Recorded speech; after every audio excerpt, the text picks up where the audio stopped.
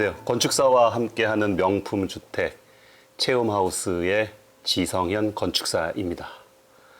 예, 저는 이제 우인건축이라는 건축 설계 사무소를 지금 운영을 하고 있고요. 이제 해마다 여러 건의 주택 설계를 하다 보니 주택에 또 관심이 굉장히 많으신, 또 설계에 관심이 많으신 건축주분들을 위해서 저희가 어떤 과정을 통해서 설계를 진행하고 어떤 것들을 체크하고 또 어떤 것에 주안점을 두고 설계를 진행하고 있는지, 이런 부분들에 대해서 조금 설명을 드리고 싶어서 이렇게 유튜브 방송을 하게 되었습니다. 오늘 이제 처음으로 보여드릴 것은요, 저희가 산청, 산 좋고 물 맑은 산청군에 설계하고 공사 완료되었던 산청 주택에 대해서 최초에 어떻게 대지를 분석하고 법규를 검토하고 또 건축주의 요구사항들을 인터뷰를 통해서 수집해서 어떤 과정을 통해서 설계를 하는지, 시작부터 그 마지막 결과물까지 보여드리도록 하겠습니다.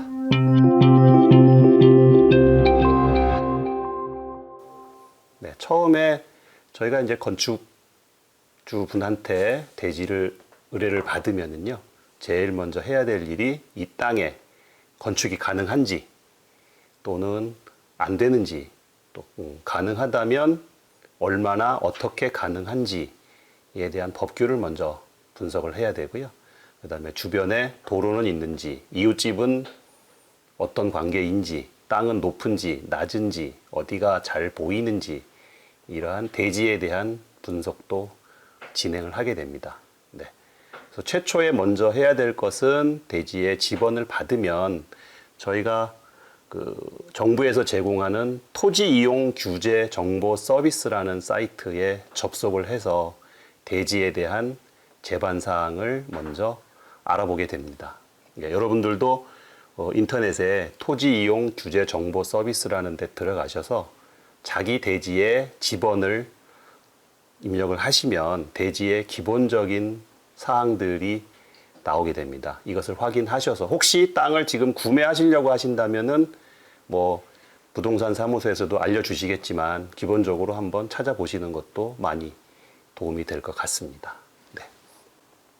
지금 먼저 이제 오늘 뭐 정확한 지번은 말씀드리기 힘들지만 오늘 설계를 진행할 땅은요, 이제 계획 관리 지역에 있습니다. 계획 관리 지역이 보통 전원주택을 지을 때 가장 많이 선호하시는 지역인데요. 뭐 지역 지구 이런 거는 조금 나중에 또 한번 다시 설명드릴 기회가 있을 거고요. 계획 관리 지역이 제일 좋은 게, 나중에 법규 검토하면서 한 번 더 말씀을 드리겠지만, 건폐율과 용적률이 다른 전원주택 대지에 비해서 상당히 유리한 그런 땅입니다. 그리고 현재 지목은 대지입니다.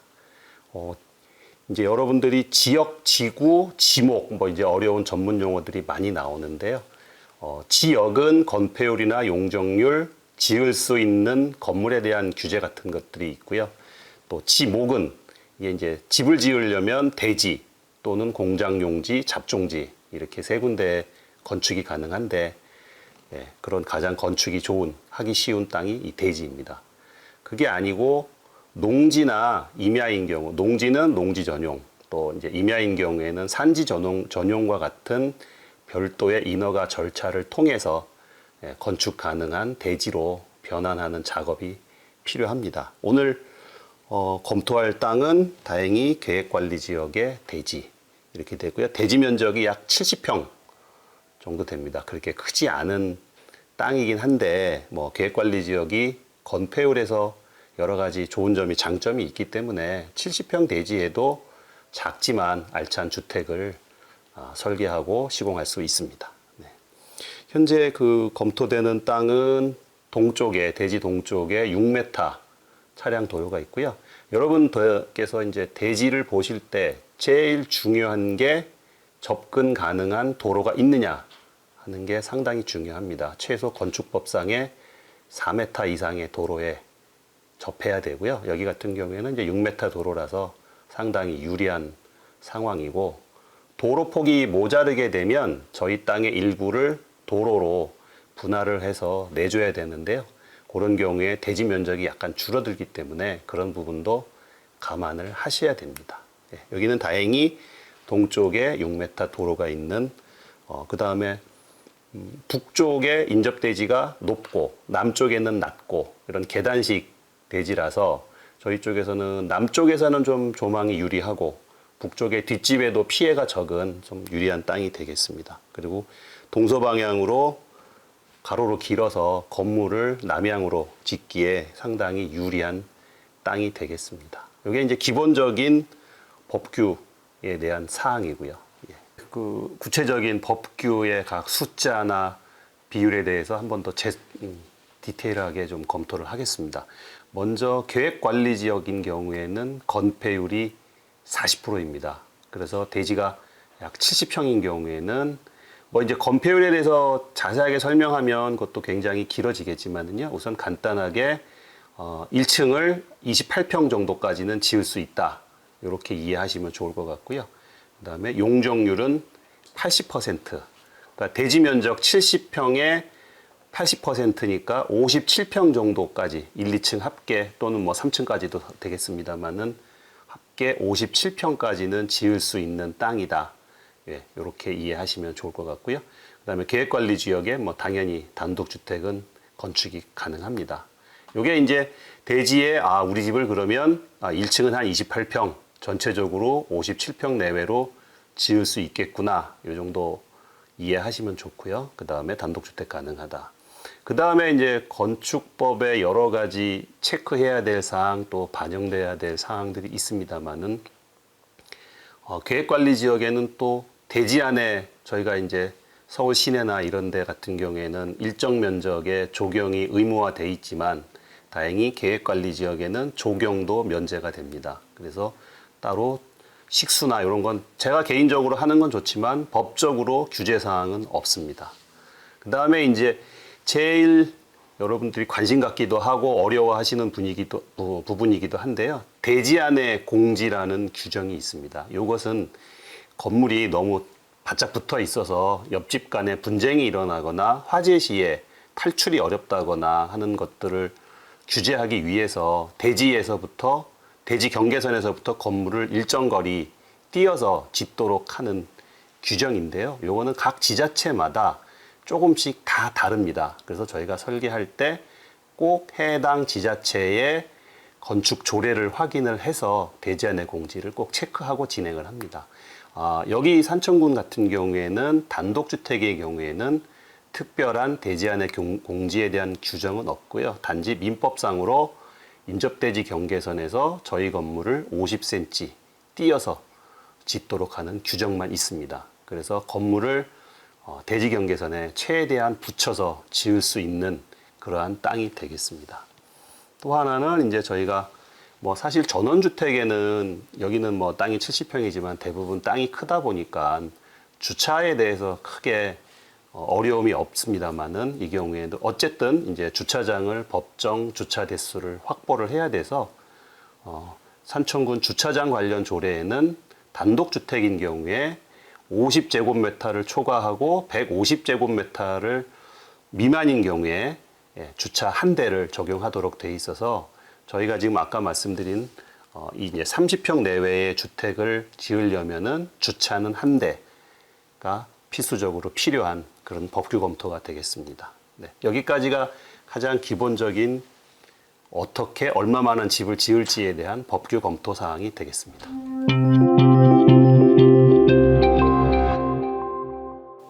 네, 이렇게 대지가 갖고 있는 법규적인 특성, 주변 상황, 인문학적 상황 이런 것들을 다 검토를 해서 이제 지을 수 있는 최대 어떤 조건들을 확인을 한 다음에는요.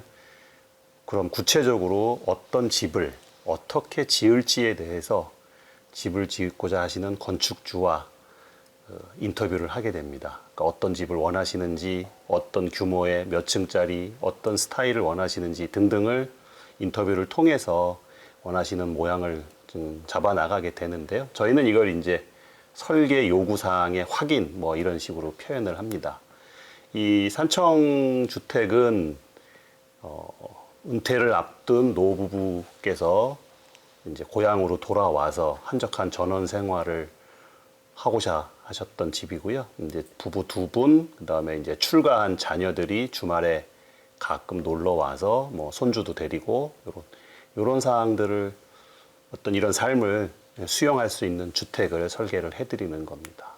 두 분이 일단 원하신 거는 전체적으로 30평에서 한 35평 정도의 주택을 원하셨고요. 30평에서 35평 정도의 주택이 저희들이 보면 가장 일반적으로 많이들 원하시는 그런 평형대가 됩니다. 그렇게 하고 집은 이제 2층으로 똑같은 전망이라도 1층에서 보는 거하고 2층에서 보는 거는 또 느낌이 많이 다릅니다. 그리고 아파트가 아닌 단독주택인 경우엔 또 2층에 대한 로망들이 또 있으셔서 전체적으로 30평에 2층짜리 주택을 하고 2층에는 또 외부를 볼 수 있는 꼭 테라스 여기 꼭 필요하다는 사항이 있었고요. 그 다음에 사실 저희 나라는 기본적으로 방 3개, 화장실 2개가 거의 뭐 스탠다드인 것처럼 정해져 있는데 이 집 같은 경우에는 어차피 평소에는 두 분만 살고 계시고 주말에만 출가한 자녀들이 오기 때문에 방은 2개, 1층에 이제 부부가 거주하시는 큰 방, 안방 하나, 2층에 이제 그 출가한 자녀들이 주말이나 올 때 사용할 수 있는 방 2개를 하고 그 대신에 이 두 분은 주로 거실하고 주방 식당에서 낮에 생활을 하시기 때문에 방의 면적은 약간 줄더라도 거실하고 주방은 크게 했으면 좋겠다. 그래서 과감하게 방 하나를 생략하고 방 2개, 화장실 2개, 그 대신에 거실하고 주방을 크게 가는 그런 디자인을 하기로 하였습니다. 그 다음에 요새는 저희가 설계를 해보면 주방이 거실보다도 큰 경우가 상당히 많습니다. 과거에는 거실이 집의 중심이었기 때문에 거실이 제일 크고 다른 방들을 배치를 했는데 요새는 오히려 주방을 크게 하시는 분도 많고요. 그래서 이 집 같은 경우에도 주방을 좀 크게 하고 아일랜드형, 저희가 이제 대면형이라고 하는데 과거에는 주방에서 일을 할 때 싱크대나 조리대들이 다 벽을 보고 있기 때문에 주부는 벽 보고 일을 하고 남편은 거실에서 TV를 보는 각자 단절된 그런 생활이 많았다면 지금은 식구 수도 줄었고 그래서 서로 소통할 수 있는 아일랜드형 주방을 많이 선호하십니다. 그래서 이 집에서도 주방에서는 아일랜드형으로 해서 거실과 소통할 수 있는 그런 구조였으면 좋겠다 하는 거였고요. 저희가 이제 주방 배치를 하다 보면 거의 저희 나라 아파트처럼 거실은 남쪽에 있고 주방은 북쪽에 있는 경우가 상당히 많은데 이 집은 동서로 긴 대지의 특징도 있고 건축주의 그런 희망사항도 있어서 주방하고 거실이 모두 남쪽에 일자로 배치되는 그런 상황들이 건축주께서 요구를 하셨습니다. 그 다음에 이제 아까 말씀드렸듯이 침실은 잠만 자는 공간이기 때문에 심플하면서 최소화하자. 이런 것들이 건축주가 요구한 여러 가지 요구 사항들이고요. 그 다음에 이제 건물의 외관을 어떤 스타일로 하느냐 하시는 것도 상당히 관심 사항인데 이제 지중해 스타일이라고 하죠. 이렇게 기와지붕에 가장 흔한 집, 소위 저희들끼리 말하는 이제 집같이 생긴 집. 이런 게 있고 모던하게 이제 디자인을 조금 특이한 개성 있는 집을 원하시는 분도 있는데요. 이 집 이제 여기 같은 경우에는 그냥 일반적으로 지중해 스타일이라고 하는 그런 스타일의 외관을 원하셨습니다.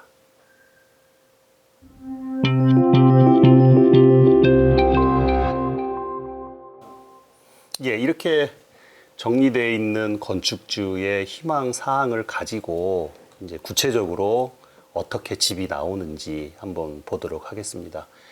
사실 이제 건축 설계라는 게 설계자의 개성하고 어떤 스타일 또 이제 건축주의 요구사항 이런 것들이 믹스가 돼서 나오는 거고요. 저희가 이제 강의를 하다 보면 학생 100명한테 똑같은 조건의 대지와 똑같은 건축주의 요구사항을 주면 100명이 100가지 방안을 만듭니다. 다 다른 방안이 나오는데요. 아마 지금 이 상황에서도 다른 건축사분이 하셨다 그러면 아마 또 다른 설계안이 나왔을 수도 있고요. 그래서 사실은 건축주와 설계자 간에 얼마만한 소통을 하고 어떻게 저희들 표현으로 궁합이 잘 맞느냐 하는 게 굉장히 중요한 사항이기도 합니다만은 어쨌든 조금 전에 그런 건축주의 요구사항을 저희 방식대로 해석을 해서 방안을 만들어 봤습니다. 일단은 이제 저희가 설계를 할 때 제일 먼저 정하는 거는 거실하고 안방의 위치를 어떻게 할 것이냐를 정해 놓고 그 주변에 이제 건물을 저 같은 경우에는 배치를 하는 경우가 많은데, 대지의 특성이 동쪽에 도로가 있고, 그래서 동쪽을 통해서 진입을 해야 됩니다. 그래서 그러면 동쪽에 도로 쪽에 안방을 놓을 것인가, 주방 식당을 놓을 것인가 하는 것도 좀 고민스럽기는 한데, 이제 이 경우에는 뭐 차량 통행이 많지 않은 도로이다 보니 도로 쪽에 안방을 놓고 도로 그 옆에 현관, 그다음에 이제 건물의 중심에 거실, 그리고 건축주께서 요구하신 대면형 주방이 가장 서쪽. 그런데 사실 서쪽에 주방이 가게 되면 뭐 서양 햇빛도 여름에 매우 덥기도 하고 해서 서쪽으로 창문은 최소화하고 남쪽에 주방에서 데크로 바로 나올 수 있는 그런 구조를 이 경우에는 설계를 했습니다. 그리고 이제 주방의 면에서 다용도실 안에 세탁기, 또 이제 옛날 분이라고 하긴 그렇지만 이렇게 다용도실이나 여기서 이제 손빨래를 직접 하시기를 원하시는 분도 많으시기 때문에요. 이 경우에 조그만 손빨래용 싱크대를 하고요. 그 다음에 이제 현관에서 들어오면 바로 계단을 통해서 2층으로 올라갈 수 있도록 하고, 안방 뒤에 욕실, 아무래도 연세가 있으신 분들은 주무시다가도 화장실을 가야 되는 경우가 많이 있기 때문에요. 안방 전용 화장실을 두든 이 경우 같이 화장실이 하나만 있다고 하면 안방에 인접해서 배치하는 게 가장 좋습니다. 그렇게 하고 욕실 문이 사실 거실이나 주방 식당에서 욕실 안이 바로 들여다 보이는 게 이렇게 썩 좋은 설계는 아닙니다. 그래서 저 같은 경우에는 항상 그 화장실 문의 위치를 굉장히 신경을 많이 써서 결정을 하게 되는데요. 그래서 현관에서 들어와서 계단으로 올라가는, 왼쪽으로 가면 계단, 오른쪽에 욕실 문을 놔서 가능하면 잘 안 보이도록 그렇게 배치를 했습니다. 그 다음에 거실 앞에 하고 주방 앞에는 일단 면적이나 예산이 허용하는 대로 가장 크게 데크를 놔서 뭐 여름날이나 날씨 좋을 때 이렇게 밖에 나와서 차도 한잔 하고 경치도 즐길 수 있는 그런 배치를 했습니다. 그 다음에 이제 아까 최초에 법규 검토할 때 했던 대지안의 공지 같은 것들이 지켜져야 되고요. 특히 이제 또 하나 꼭 놓쳐서는 안 되는 것들이, 저희가 남의 인접대지보다 높을 때 인접대지와 저희 사이에 석축이 있다고 하면 석축하고 저희 건물 간의 이격거리도 체크를 해야 됩니다. 근데 이제 석축인 경우에는 2m, 콘크리트 옹벽인 경우에는 이격거리가 없고요. 이런 것도 감안을 해서 건물의 위치를 결정하고 그 건물의 위치 안에서 조금 전에 말씀드린 안방, 거실, 주방, 식당과 같은 배치를 하게 됩니다. 그렇게 해서 이제 2층으로 올라가게 되면 2층은 뭐 굉장히 간단한 구조로 되어 있습니다. 계단을 올라오면 또 아래층하고 똑같은 위치에, 이게 이제 배관상의 문제도 있고 화장실에서 뭐 이를 보고 물을 내리거나 할 때 소음이 나기도 해서 가능하면 욕실은 1, 2층을 같은 위치에 놓는 게 좋고요. 같이 못 놓게 되더라도 아래층에 침실이나 거실과 같이 조용한 방은 피하는 게 좋습니다. 배관상으로 혹시 물이 새거나 해서 피해가 생기기도 하기 때문에, 그래서 1층 욕실하고 같은 자리에 욕실을 놨고요. 그 다음에 이제 침실. 그 다음에 저희 나라 분들이 다락에 대한 요구들이 많이 있으세요. 특히 이제 손주, 손녀들이 어려서 다락방에 대한 추억이 굉장히 인생을 살면서 소중한 추억이 되기도 해서 저희가 다락은 가능하면 이런 이제 기와지붕이나 경사지붕이 있는 경우에는 다락을 해드리는 경우도 많이 있습니다. 그 다음에 침실 앞에 발코니를 통해서 밖에 나와서 외부를 좀 즐길 수 있는 이런 구조로 설계를 했습니다. 전체적으로 32평 정도 되는 주택입니다. 네.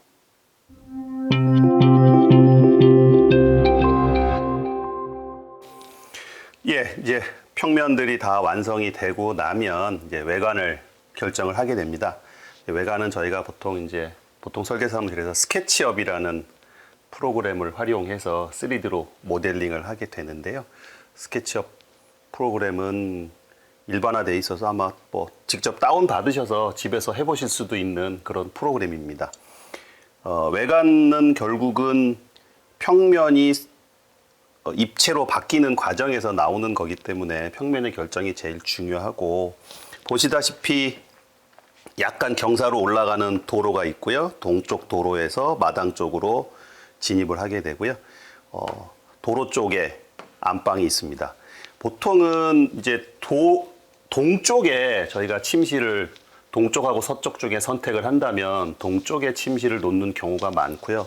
아까 평면할 때도 말씀드렸듯이 이 경우에는 동쪽에 또 도로가 있다 보니 도로의 소음이냐 동쪽에 침실을 놓을 것이냐 갖고 고민하다가 최종적으로 크게 차가 많이 다니지 않는 길이기 때문에 동쪽에 침실을 놓자 해서 침실을 놓고요. 그 다음에 가운데 조금 돌려주시면 포치라고 해서 현관에 들어가기 전에 비도 피하고 약간 준비 단계에 있는 그런 포치 공간이 있습니다. 그 다음은 건물의 가운데에 이렇게 커다랗게 창을 내서 거실을 만들고요. 거실을 통해서 밖에 데크에도 나올 수 있게 하였습니다. 그 다음이 이제 주방하고 식당. 주방 쪽에서 데크로 바로 나오는 문을 원하셔서 만들어 드리는 경우도 있는데, 여기에는 건축주하고 여러 번 의논한 결과 마지막으로 문은 내지 않고 거실을 통해서만 데크로 나오는 걸로 그렇게 최종 결정을 하였습니다. 그 다음에 2층에 보시면 이제 외부에 나와서 경치도 보고 차도 한잔 할 수 있는 테라스. 그 다음에 이제 건물 전체의 모양의 중심을 잡아주는 것이 이런 현관을 앞에 포치와 2층 테라스 공간을 활용을 해서 건물의 전체적인 중심을 잡아주게 됩니다.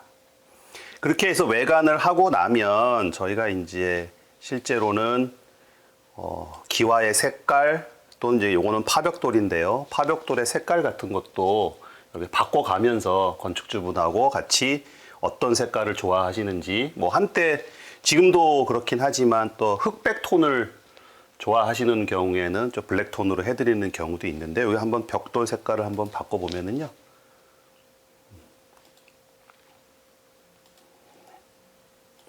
네, 똑같은 집이라도 브라운 계통의, 붉은 계통의 외관을 갖는 경우하고 이렇게 약간 그레이 톤의 건물, 지붕도 한번 아스팔트 싱글로 바꿔주시면 느낌이 또 같은 집입니다만은 느낌이 다르게 됩니다. 저희 나라 집 이름은 다 지붕 이름입니다. 기와집, 초가집 이렇게 해서 건물 디자인에서 지붕이 갖는 게 굉장히 각별한 의미를 갖습니다. 또 하나는 지붕이 사실 비용적으로도 기와가 모양도 좋고 내구성도 좋고 여러 가지 한국 사람이 선호하는 재료이긴 하지만 비용적으로 아무래도 부담이 되는 부분도 있기 때문에 건축주분하고 전체적인 공사비 관계라든가 예산, 개인적인 선호 이런 걸 다 함께 고려해서 같이 최종적으로 결정하게 됩니다. 근데 대부분의 경우에는 저 개인적으로도 그렇습니다만은 비용이 조금 들더라도 지붕은 좋은 재료로 쓰시기를 권해드리는 편입니다. 네. 그렇게 해서 전반적으로 간단하지만 외관을 둘러봤습니다. 뒷면도 좀 같이 이렇게 전체적으로 앞면, 뒷면, 사실은 훈련이 안 되신 분들은 도면만 보고는 건물의 모양을 상상하기가 많이 힘드신데요. 이렇게 3D로 만들어서 보여드리면 조금 더 집을 짓기 전에 충분히 검토하고 나중에 시공 과정에서 오류를 줄일 수 있도록 그렇게 하고 있습니다. 네, 여기까지 해서 외관을 마치겠습니다. 네, 이렇게 주어진 대지를 현황을 분석하고 법규를 검토하고 건축주의 요구사항을 정리해서 규모를 정해서 평면 구성을 하고 외관까지 이렇게 만들면 하나의 건물 설계가 완성이 됩니다. 나머지는 이제 설계대로 꼼꼼하게 규정대로 공사를 해서 입주를 하시면 되고요. 이 집은 뭐 지금 잘 입주해서 사용하고 계시는 집입니다. 또 다른 대지와 다른 조건에서도 또 한번 이렇게 계속 설계를 진행하는 모습 또 보여드리도록 하겠습니다. 감사합니다.